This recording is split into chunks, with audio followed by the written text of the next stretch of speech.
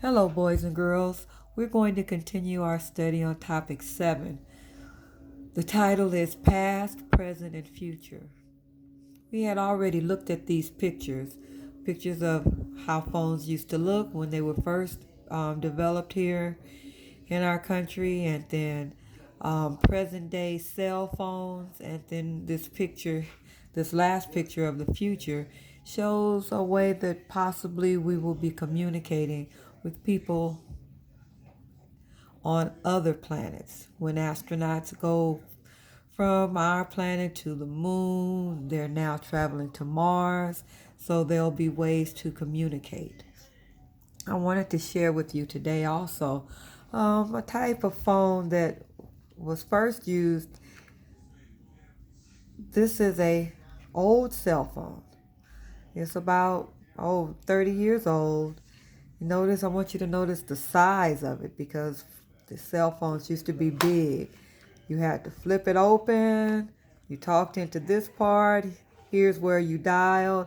This is where you listen. But notice there's no screen like on this phone for a type of mini computer. No, this was truly a cell phone. All you could do with it was talk on it. This was even before texting was possible because there's no screen for you to read any information. There's a small screen here that would show the phone number that you would use, but that was it. So even cell phones have evolved. Evolved means that they have improved themselves, and they are continuing to improve and improve. That's why you can buy the Galaxy 10 and the Galaxy 20, and iPhones are constantly getting new and newer models. So again, technology changes.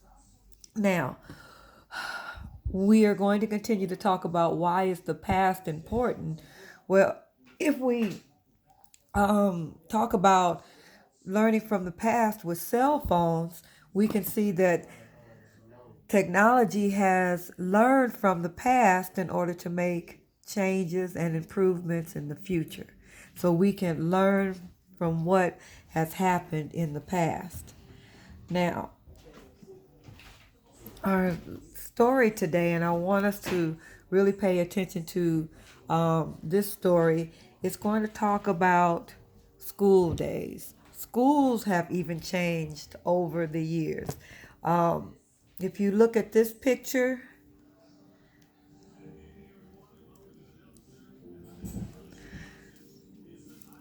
you can see that this is a black and white picture because this picture was taken before we had colored film. This is a picture of children in a factory, and then this is actually a picture of children in school. Now, we're going to look at the text features of this story. We know that here is where the title is. I'll use the cursor. This is the title of the story. But as we look at the picture and then the writing under the picture here, and then the picture over here with the writing, this blue writing, it, these two spaces or areas of writing are called captions. Boys and girls, a caption gives you information about the story, but it's giving you information about the picture that is part of the story. You can read the story without reading the captions. You would still get an understanding of what the story is about, but when you read the captions, that's additional information. Information that you wouldn't necessarily get from the story itself. So this is a way to give you more information about what's being discussed. Okay, let's start out with listening to the story, and I want you to pay very close attention to how the how schools were different in this story as compared to our um, schools today. So we're going to compare, talk about how schools were the same, and then how schools are different now. School day. Okay, let's listen. Days. Long ago, many children were unable to attend school.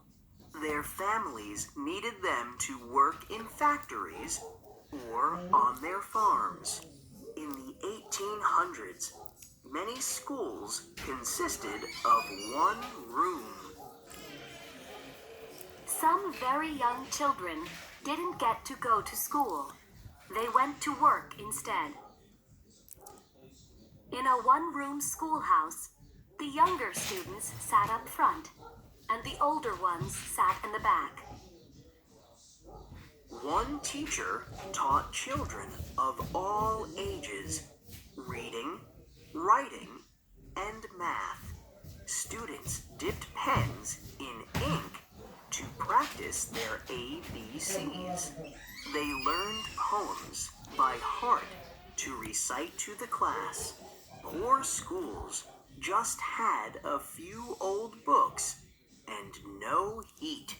Wealthier schools had new books and stoves. Schools have changed a lot since then. Today, you have classes for each grade and libraries full of books. You can use modern technology like tablets and whiteboards to learn reading, math, and other subjects. You can even use the internet to discover new things. Today, many classrooms have technology that helps kids learn and makes it fun. Robots will let kids talk to friends at lunch, take part in math games, and help with classroom pets. Schools will keep changing. In the future, the books you use will probably be on your laptop or tablet. When kids are too sick to come to school, robots will help them be there in the classroom with two-way video. Even when kids are home, they won't miss a thing. Like we are at home now, right? Okay, let's take a look back at the story. Now, again, this picture shows children who were not able to go to school. And I'm just going to read the caption. Some very young children didn't get to go to school. They went to work instead. It was a privilege, boys and girls, to go to school. Not every child could have that opportunity. Some children, especially if they were from poor families, they had to help their families by going to work also. So they would work in factories, and the money that they made would be given to their families. But if you were fortunate enough to go to school, you might be in a school like this with one room. Notice, like the caption said, in a one room schoolhouse, the younger students sat up front and the older ones sat in the back. So you can see in the picture, the little kids are in the front of the room, the older students are in the back. This is the teacher, and notice the difference. Notice the classroom walls, okay? Notice how there's not bookshelves with extra books on them or bookshelves like we have in our classroom that have games and activities. This was before the use of electricity in many of the buildings. They couldn't afford electricity, so they didn't really have the lights. They had to depend on sunlight to come in the windows and the doors. You don't see anything electrical in this classroom either. You just see chairs and children. They probably wrote on what we would call chalkboards, but they didn't have a whiteboard, and they definitely didn't have the computers and things that we have. So there were differences. Notice that there's not really any tables, so they had to hold their little tablets or whatever they wrote on. And when I say tablets, I mean little paper and pencil in their laps. So there was a lot of differences in the schools from back then and the schools now. So let's look at the story again. Long ago, many children were unable to attend schools. Their families needed them to work in factories or on their farms. So this was a time when a lot of people did have farms. So if you were in the city, you worked in a factory. If you were in the country or the rural areas, then you would have to work on the farms. In the 1800s, many schools consisted of one room. So right now we're in the year 2020, which is almost like saying the year 2000.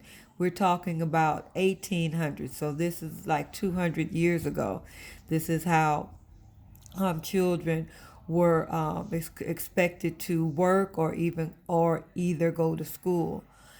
So one teacher taught all the grades, reading, writing, and math. They had little bottles of ink and they had to dip their pens in the ink and then write their ABCs. The story even said poor schools just had a few old books.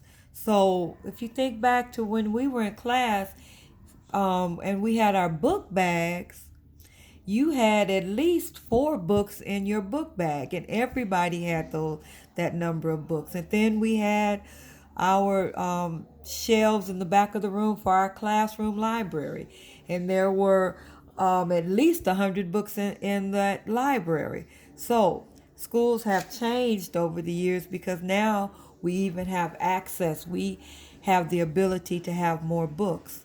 If you were going to a rich school, that's what the wealthier schools are called. Wealthier schools meaning those schools had more money to use in their schools than the wealthier schools or the schools that were rich.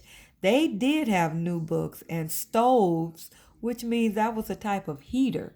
Now, when we would get cold in our room, I could turn on the heater, I could turn on the air conditioner, but schools back then didn't have all that. Okay, now we're seeing pictures that look more like what we're used to seeing. So, schools have changed a lot since then. Today, you have classes for each grade and libraries full of books. So, we have first grade. I could just start it. We have pre K classes and kindergarten classes and first grade classes and second and third, fourth, fifth, and sixth. So, we have classes for each grade. And then we do have a library at our school, and our library is full of books. You can use modern technology. Well, most of you have that at home right now because school is closed, but the iPad that you were able to get from the school, when we go back, you'll be able to use it in class as well. You can use modern technology like tablets and whiteboards to learn reading, math, and other subjects. You can even use the internet to discover new things. And boys and girls, I hope most of you are doing that, if not all of you are doing that, to learn about new things, even though you're at home learning. You can do what this little girl is doing and using your tablet as well or your own computer to improve your learning. Okay, so again, the caption gives you more information. Today, many classrooms have technology that helps kids learn and makes it fun. And it's fun to use the technology, the iPads, the laptops, the Chromebooks to make our learning fun. Now, this last picture shows you a picture of a robot that is used in some schools by children who are not able to go to school because of some type of medical problem. They might be sick or they just might not be able to go to school because something's going on with their body. So they stay home, but their robot is what they use in order to interact with the class by using the camera that's here on top. This camera shows the student who's at home, like this boy is. It shows him the class and what they're doing. He can talk at home, and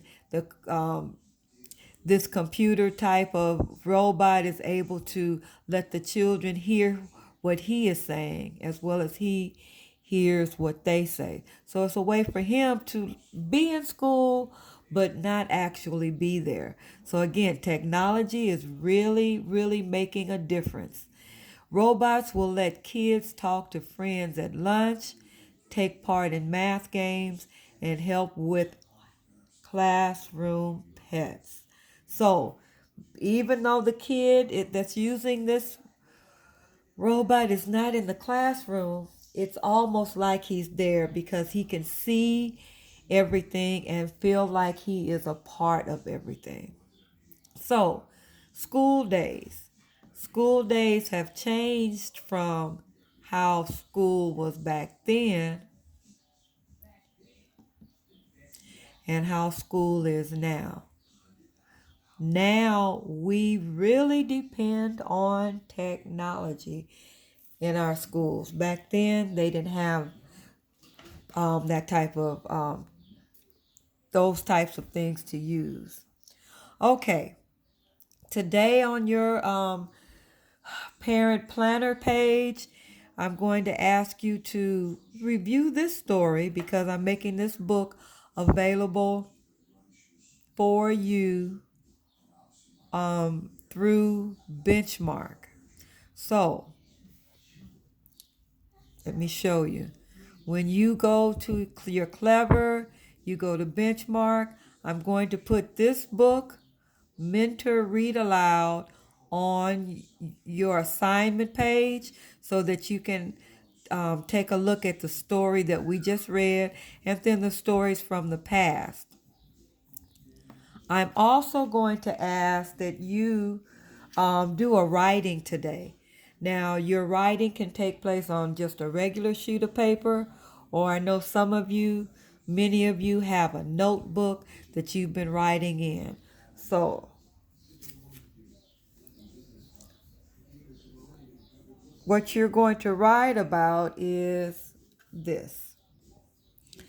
Schools were different back then because, and then I left a blank because you're going to talk about ways that they were different. I'm going to show you some examples of what you could say. You could say schools were different back then, because they didn't have whiteboards. Or schools were different back then because they only had one schoolroom. Imagine that, being in a classroom and you could have pre-K and kinder and first and second and third and fourth. You can even have 6th grade and 7th graders in your classroom. So they just had one room, and anybody who wanted to go to school could go to school, but all the children were going to be together. So that teacher really had to be ready. Or you could say something like the next example. Schools were different back then because they didn't have electricity.